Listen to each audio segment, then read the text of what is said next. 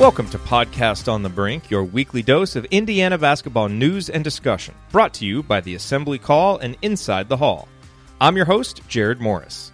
Join me live at assemblycall.com every Thursday night and immediately following every IU game for our live IU postgame show.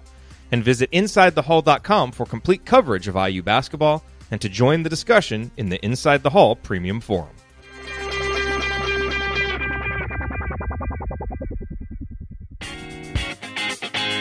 Hello and welcome to The Matchup. I'm Ben Ladner, joined as always by Seth Tao. We have a midweek episode for you previewing the upcoming Butler game, maybe taking a look back at the Louisville game, and kind of just an assessment of where Indiana is at this point in the season, kind of between two really big non-conference games. But first, Seth, how you doing, man? I'm doing well. How are you?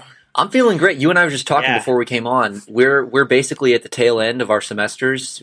I've turned in all my major assignments before the year ends. I've got one more exam tomorrow that, frankly, I'm not too stressed about.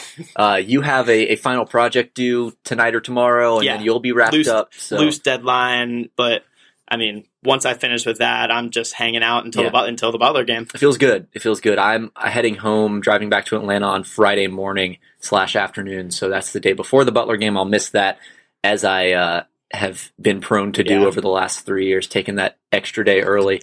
Vacation. I'll be here for the Butler game, and then I drive back to Maryland for the holidays on Monday. I was originally going to drive back on Sunday until I realized that if I drove all day Sunday, I would probably get into a car accident checking my fantasy football scores.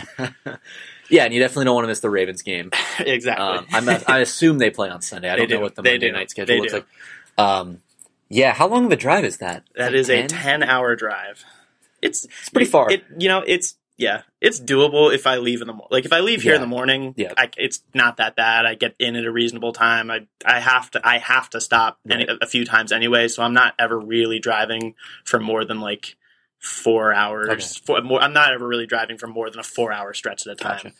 Yeah, I do the same thing. I leave like around as close to 9 as I can usually when I go back home. The trouble is that brings me through 285 at about 4:30 in the afternoon, which, if you've ever driven through Atlanta, you know is a bad place to be at 4:30 in the afternoon.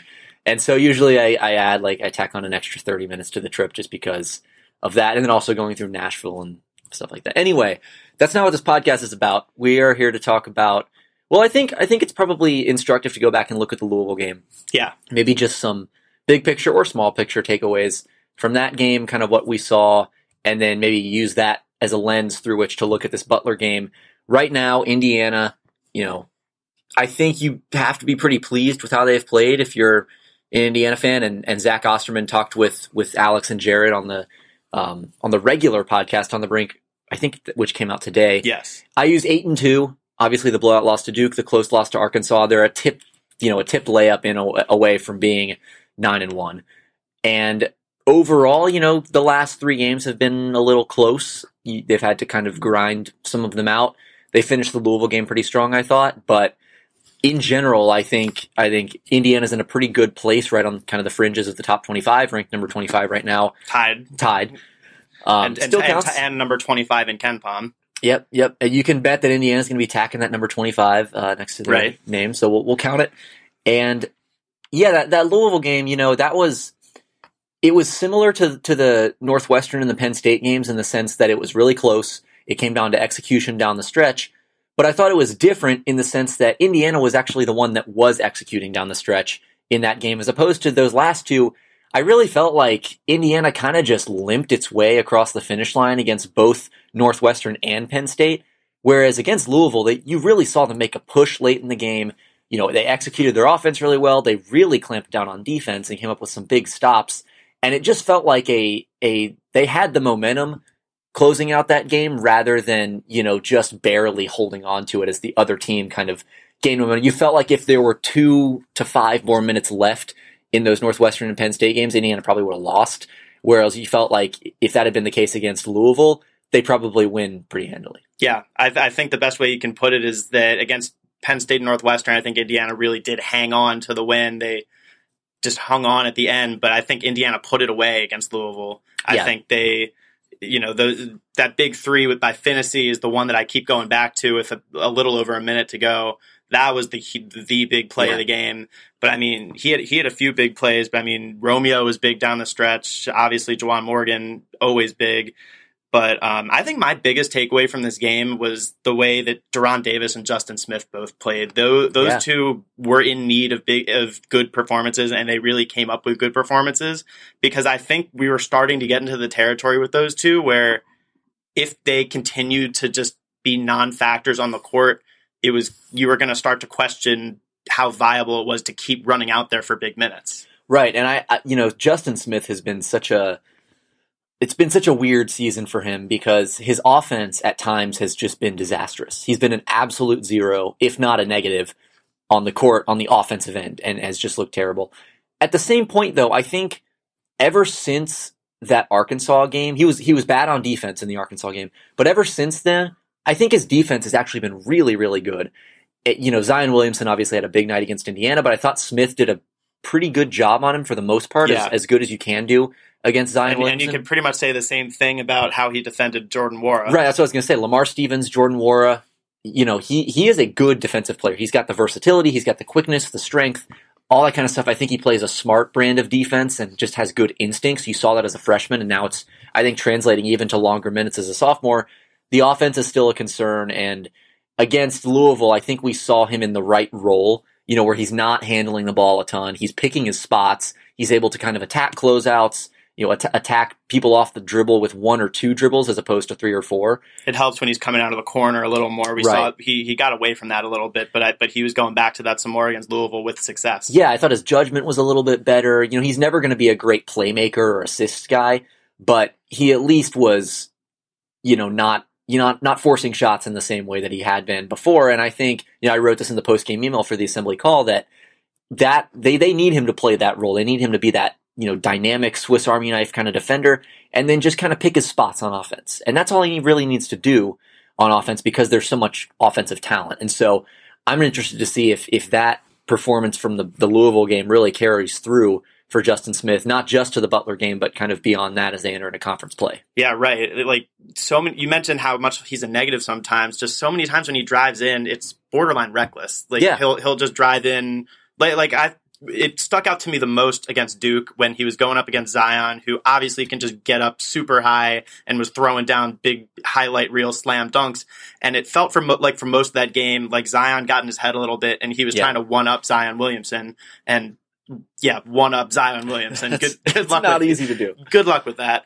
But I think against Louisville, you saw a much less reckless and a much more smart version of Smith. Like you say, he picks his spots and just he wasn't forcing things as much. I mean, he had finished with 9 points, 4 for 8 on a 4 for 8 line, and that just shows me a player who's not. He's still got room to improve. Don't get us wrong by any stretch. But he was picking his spots he was picking the better spots. He wasn't just picking his spots. He was picking better spots. Yeah, and to keep it kind of with the front court and maybe transition to another player, I think, we didn't see basically any of Evan Fitzner against Louisville, and he only played 2 minutes. I think that was probably just matchup based. They felt like you couldn't really give them much. I tend to disagree. I think he's a valuable player, and I think he's not being used in the best way, but against Butler, that's maybe a team where he fits in a little bit better schematically, athletically. I think just these athletic teams that Indiana as a team tends to struggle with, Fitzner especially just kind of has problems defensively in those matchups. He's almost the opposite of Justin Smith, where he's a liability on defense against great athletes, but he can add a lot of value on the offensive end. Smith is obviously the opposite, or has been at least. So, yeah, I mean, I think I would like to see Evan Fitzner, used in a little bit better way. I've written that before on Inside the Hall. You can check that out. But against Butler, I think and maybe this is a good way to transition into the Butler game. I think maybe he plays a little bit bigger role. And then the question then becomes, is it Deron Davis playing less? Is it Justin Smith playing less with the absence of like a superstar power forward? Is it, obviously Juwan Morgan, I think, is just going to play his minutes because he's earned that and that's his role. So I'm curious, who does that deduction in minutes come from if Evan Fitzner is going to play a little bit bigger role? Yeah, well, in general, I think a lot of the time, I think Fitzner's role is really shaped by what kind of the foul situation of other Indiana players, because when Juwan Morgan and Deron Davis are in foul trouble, I think Indiana has no choice really but to put Evan Fitzner at the 5, and that's not really where you want him. You don't want him camped in the paint, being the big guy trying to get the rebounds. You want him beyond the 3-point line shooting. And I mean, you've hit on that in your pieces. You've been talking about that for a little while now, and that's where Evan Fitzner's strength lies. So I think against Butler, he will have a little bit more of a role to play. He didn't match up very well with Louisville defensively, but you mentioned who's going to lose minutes. I am not sure that anyone may have to lose minutes for Fitzner to get a role. To make, I guess, my first point about the Butler game, when you start looking at Butler's roster, they only really have 2 big guys that they play a lot, in Nate Fowler and Joey Brunk. And when you kind of look at the breakdowns, they almost never put those 2 guys in the game together. They try to keep those 2 separate, I guess, avoiding foul trouble, just spreading out the size because they don't have that much size. So I think it's obviously risky to throw Deron Davis and Juwan Morgan out together for Indiana just because of what I just said with the foul trouble, and that could when they tried that against Penn State, we saw Clifton Moore for a little bit, but I think it could be a risk worth taking for Indiana in this game, because just they're going to have a size, even though IU plays small ball, they're going to have a size advantage in this game. And I think they could really force some mismatches for Juwan Morgan if they put Deron Davis out there with him, if they put Evan Fitzner out there with him. Yeah. So I'm not sure that either Davis or Morgan is going to have to lose minutes for Fitzner to play a bigger role this game. Yeah, that's interesting. And they also don't have that many combo forwards, that the power forward. Right. It's basically they've like 2 centers and then a bunch of small forwards. Right, they've got a bunch of guys who are 6'6" or smaller, and then 2 guys who are 6'10" and 6'11" and nothing in between. So that's why I wonder, is this a game where Justin Smith doesn't play quite as big of a role because he doesn't have that Lamar Stevens, that Jordan Nwora type of forward to defend, and then he's still a valuable player, I think, defensively. He's going to play, he's going to start, just as far as executing the scheme and just being a useful defensive player. But maybe you don't need him on the court on every possession to guard the other team's best player in the same way that you do against a Louisville or a Duke, which obviously that didn't play out well for Indiana, or a Penn State or something like that. So that could be one source of it. And then, I agree that I think Fitzner does help create some matchup problems either for Juwan Morgan or for Evan Fitzner, because, as I had a big piece come out on Morgan this week and one of the points that I made was, if you cheat on to Morgan and double team, he's going to find guys like Fitzner for threes. If you stay home on the shooters, Juwan Morgan is one of the best post scorers in the Big Ten, and he's just going to score on you. So I think Butler in particular could have some real trouble dealing with that. And especially given the lack of size I mentioned, with if Indiana does decide to throw 2 bigs in there, because then if, let's say, Deron Davis and Juwan Morgan are both in the game, then Butler may have to, unless Butler's going to break from what they've been doing and put both of their centers in the game at the same time, then you're basically going to end up with probably a small forward guarding Juwan Morgan, and he can just body a small forward. See, I think if I were Butler, I'd play it the other way. I'd put the small guy on Fitzner, not just because he's not as big of a threat to score in the post, and you don't need as much size on him because he's not as strong anymore. Plays on the perimeter and shoots threes, and you can play that a little bit easier. But also, like I've said before, like I wrote last week, Fitzner, he likes to post up. He likes to stand 10 feet from the basket and call for the ball. And if I'm Butler, I almost feel like you could trick Indiana into taking bad shots by putting a small guy on Fitzner, making him shoot post shots, which aren't great shots for him. And then, you basically end up forcing more empty possessions than you would if you put some size on him. And if you do that against Juwan Morgan, he's good enough in the post that he's just going to power through that smaller guy and score. So if I don't know that Butler would do that. You're basically saying that Butler should create the mismatch at once. Exactly. Yeah. Exactly. You're inviting Evan Fitzner to take bad shots. Which it's a valid point. So, and again, I don't know if Butler will do that. I don't know their defensive tendencies well enough to really comment on that. But that's what I would do and I should also say it's not like Fitzner's going to be playing the whole game or starting or anything like that. So there would only be certain pockets of the game in which that would apply. But I do think that that's one advantage, because if you do that against Deron Davis or Juwan Morgan, like I said, those guys are good enough that they can really take advantage of that. But I don't think Fitzner is, and I don't think Justin Smith is, as far as just being a post scorer. Those guys, they need to be set up. They need to either cut to the basket or spot up and get their shots kind of created for them. So that's one interesting thing that I'll be looking at. But yeah, that size discrepancy that Indiana has. It's rare that Indiana's going to have a size advantage with the roster they have, but that's what it's going to be this game. Right. And so for that reason, I wonder if maybe they've been doing this a little bit anyway, but kind of playing that original starting lineup with Zach McRoberts in it a few more minutes, because you just have more size on the wing. You can play Romeo at the 2, and he's 6'6", which is way bigger than any 2-guard that Butler has. And, that small lineup with 3-guard set that Indiana's been starting has been effective, and Al Durham's been really good. But I wonder if Indiana could look to create, again, just some more size mismatches by playing a little bit bigger look on the wing. I think that could be effective. It's a question of, who's going to come out, probably Al Durham. And also how healthy is Zach McRoberts, and is he hitting shots and all that sort of thing. So it's circumstantial, it'll depend on kind of the context of the game and a play it by ear thing. But I do think that's something that Indiana could look at. Yeah, definitely. And especially given that I think Butler's 2 most dangerous players also they're both guards. And especially when you start looking at their 2 most dangerous players are Kamar Baldwin and Paul Jorgensen. Yep. And the main guy, we probably should go through the actual players on Butler.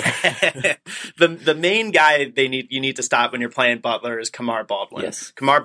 Jorgensen leads them in scoring, but Baldwin does everything for them. And just to kind of even put that in perspective, his usage percentage is 31%. It's a lot. That's a lot. And Romeo Langford's is 27 and Juwan Morgan's is 24. So think of what Romeo Langford and Juwan Morgan do for Indiana, and then realize that Baldwin does 4% more for Butler than Romeo does for IU. Right. And just to clarify, usage percentage is the amount of possession, or the amount of your team's possessions while you're on the floor that end in you taking a shot, getting the free throw line, or turning it over. Right. So that's just kind of, and so I will just kind of as a side note, the reason Juwan Morgan's is only at 24% is because he's such a good passer that when you pass to a shooter or a cutter, that doesn't count toward usage. But that's a whole different kettle of fish. Right. The point being, Baldwin leads He's Butler. He leads them in rebounding, assists, in defensive categories. He does it all for Butler, and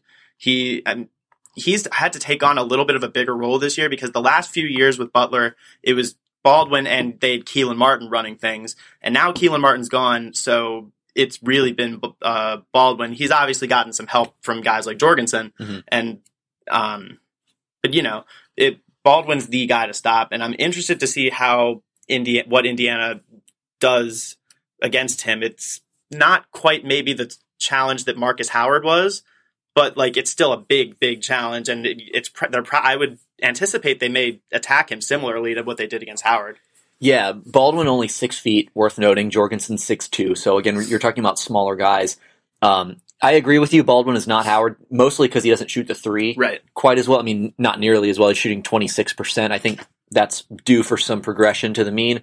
But Marcus Howard was a 40% 3-point shooter with taking shots off the dribble, difficult contested shots. So I think they're in different stratospheres as shooters. But in terms of just being the head of the snake, the focal point, very similar. And Jorgensen is the guy that maybe concerns me if I'm Indiana, because he shoots 7 threes a game and shoots 43% on those shots. Yeah.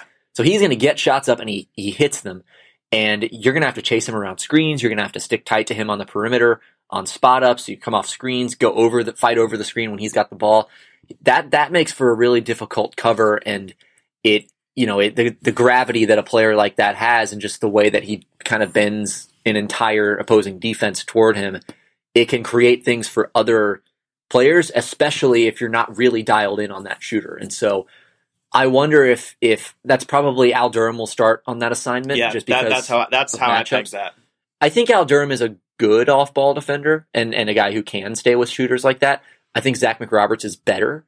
So that's another reason why maybe you look to play that bigger look on the wing, because you can put some length, some size on the shooter. And also McRoberts is, he'd spend all 40 minutes just chasing someone around screens if that's what was asked of him. And that might be what is asked of him in this game. So I don't think Romeo Langford is great at that right now. I just think his defensive focus kind of comes and goes. It's been increasingly better, but against a knockdown shooter like that, you really have to be dialed in, which is why I think McRoberts could be a key for Indiana. But Al Durham, he's got good length. He's got good quickness. I think he's a smart, kind of cagey defender and can move his feet well. So I think either option would play pretty well for Indiana. Yeah, and that is going to leave Rob Finney against Kamar Baldwin, which that'll be the matchup to watch.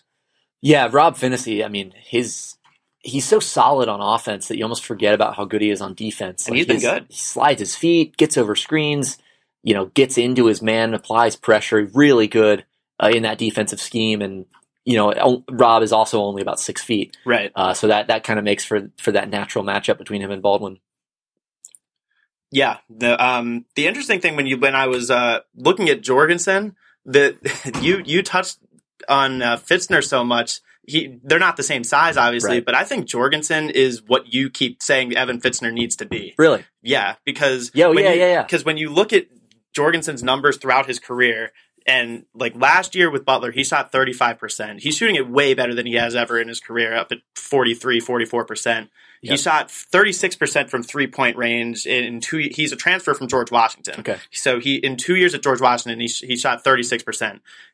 Last year, when he shot 35% from 3 with Butler, he was attempting 4.9 threes per game. Guess how many threes he's attempting this year? It's like 7.5 or something? 7.2 threes per game. And his made threes per game jumped from 1.7 to 3.1. That's exactly what you're saying Evan Fitzner needs to do. And you mentioned he's only about a 36% career 3-point shooter. Even if you don't shoot 40%, even if you're not like elite at making threes, just the fact that you're taking 7 a game on above average efficiency, it makes the defense have to guard you. And I don't want to open up this can of worms with Fitzner again because we've done that so many times. But Fitzner just like if you don't stand behind the arc, defenses don't have to guard you behind the arc, and therefore they're standing closer to the basket. It's a simple kind of geometry issue. So, again, you can go read my piece on that if you want to kind of know more about my thoughts on that. That was a long-winded plug for Ben's piece. Yeah. So, but it's a good point because, like I said, the gravity of that kind of player and the way it bends a defense, you need to be taking those shots. And if you can hit them at 43%, that's great. But even if you're only 36%, just that threat. It's all about the threat, and then you don't want to say that the making of the shots is an ancillary benefit because it's obviously super valuable, but really it is about what it does for the rest of the offense. Because if you don't take away the threes, like if you just say, okay, we're not going to let his gravity bend our defense, out of whack, and you just play regular defense, well then he's shooting threes and he's making them at 43%. So it's really kind of a pick your poison. You can either cover the shooter or you can surrender driving lanes. And Butler has the type of slashing point guard in Kamar Baldwin that can take advantage of those driving lanes. Yeah, definitely. And then to look more at Indiana offensively a little bit again, what do you think Romeo Langford's going to do in this game? Because Butler starting lineup, they play with really 3 guard. Their starting lineup is basically 3 guards, a small forward, and a center. They have a lot of small forwards that kind of sub in, I guess. So he's going to see a lot of different defensive looks throughout the game, which that could be interesting. Yeah, I just don't know that Butler has anyone that can guard him. And when I look at, what just kind of the broad strokes head-to-head matchup in this game, like I think Indiana's 2 best players are better than Butler's 2 best players. And that may just be what it comes down to. Butler might not have anyone that can guard Romeo Langford or Juwan Morgan. And it might be a different story if IU's best players were also lead guards who were, smaller, played in the backcourt, and did the same kinds of things that Baldwin and Jorgensen do. Right. But they're not. They're completely different types of players that it makes for a really tough matchup for Butler. I think Butler, Indiana matches up well with Butler, but Butler does not match up well with Indiana.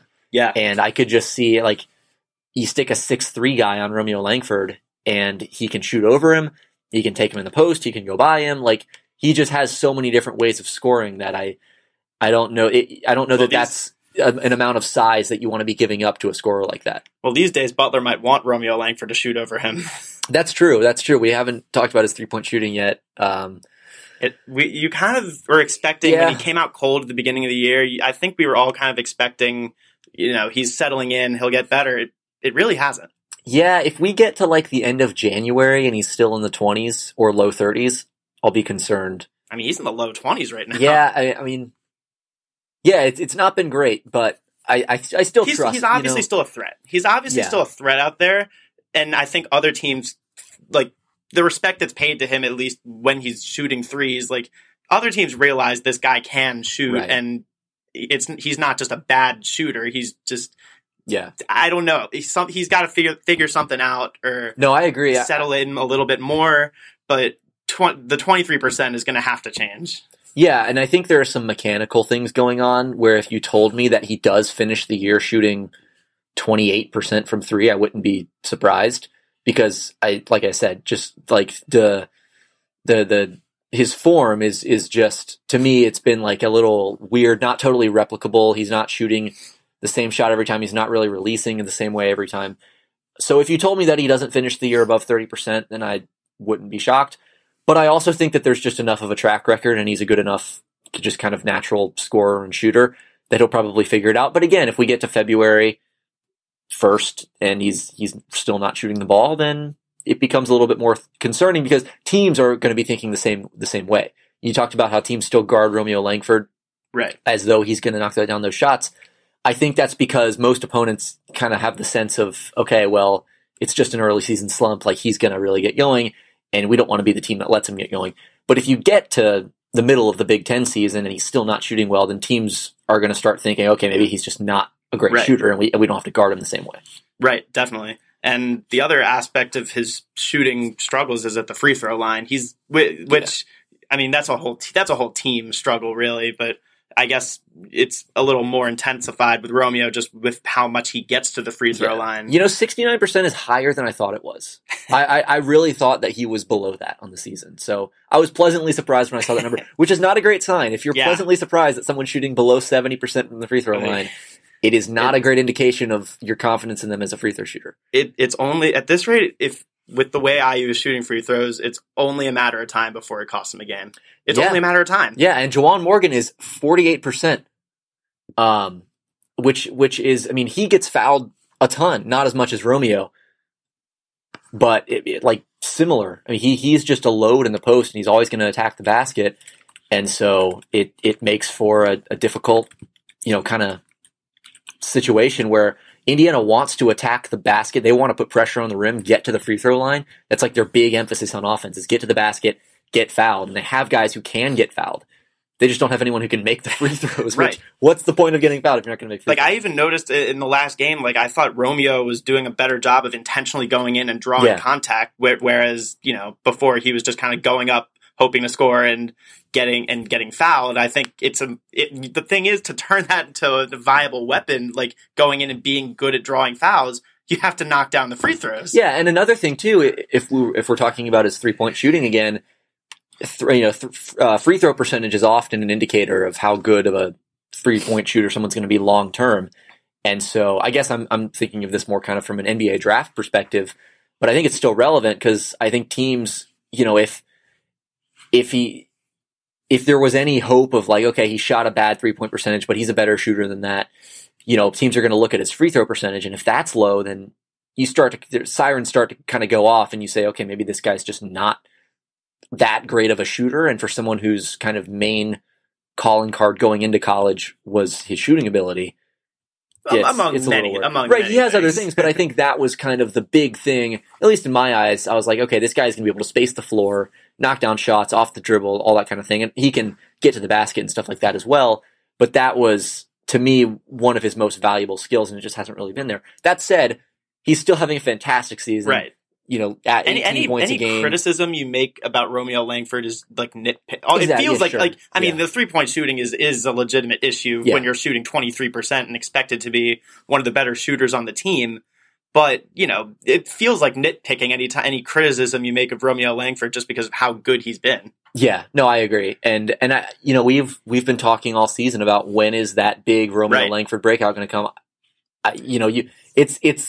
It's kind of a trope to just be like, oh, it's going to be this game. It's going to be this game, and just say every game until it happens. But that said, tune in next week to see when. But I do think, we talked about it before, that just the matchups against Butler, the Bulldogs don't match up super well against the Hoosiers. And so, I think there's more reason to believe that this could be the game where he breaks out than there was against Louisville or against Northwestern or Penn State or a team like that. Because all three of those teams had viable defensive options in Vic Law, Josh Reeves, who was Sutton, Dwayne Sutton.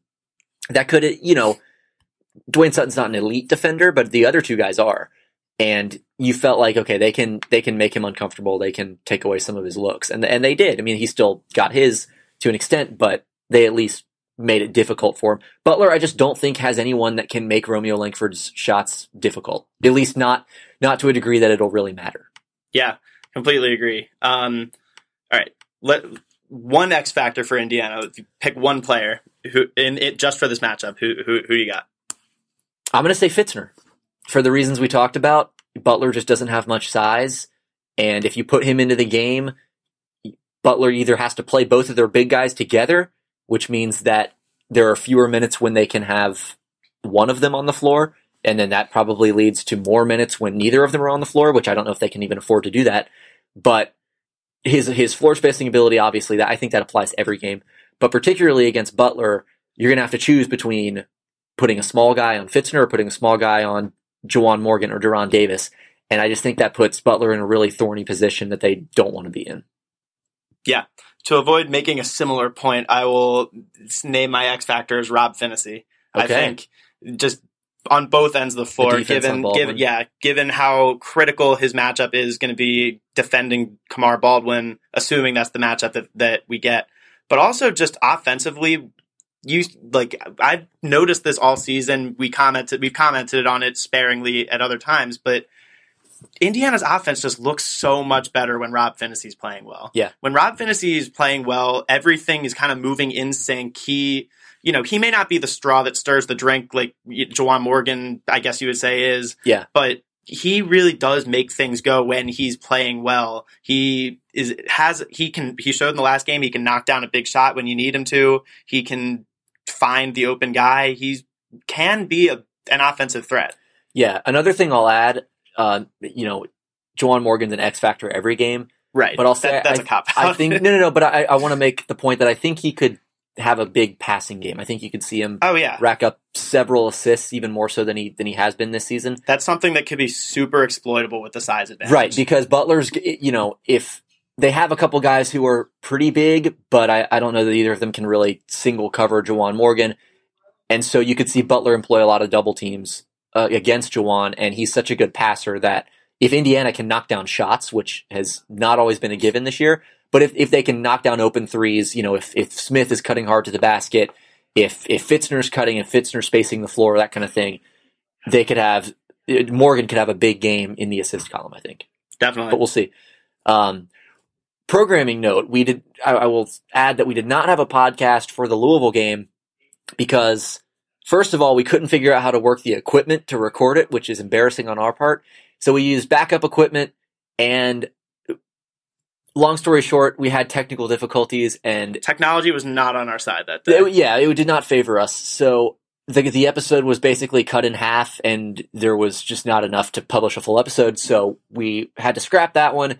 But one thing we said at the end of that episode was that if you guys have questions or anything like that, something you want to hear us talk about, something you are just curious about, find us on Twitter. If you have any other means of communication between in terms of getting in touch with us, I don't know if or why you would, but if you do, feel free to get in touch with us. Or you can even send questions for us to Alex or Jared. Yeah, I don't think we'll ever really do a true mailbag type. We're never really gonna. We're not. That's just not our show. But if you guys actually have questions, that can drive a lot of interesting discussion. Yeah, I agree. I would totally agree with that.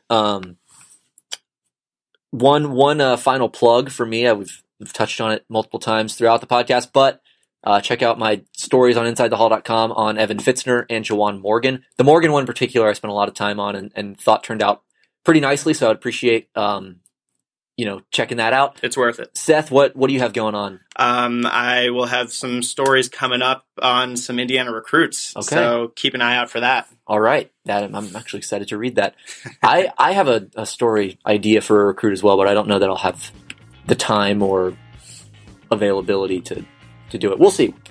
Keep you posted on that. Unless you have anything else to add, we will call that a show. Thank you for joining us. Thank you for listening, and we will talk to you all next time. If you want to support Podcast on the Brink, here is the single best way to do it. Tell anyone you know who loves IU hoops about us and suggest that they subscribe. Podcast on the Brink can be found on Apple Podcasts, Google Podcasts, Spotify, and everywhere else podcasts are available. Tell your social media followers, email your friends, text your family members. For weekly discussion about IU basketball, they need to be subscribed to Podcast on the Brink. We'll talk to you next time. Go Hoosiers.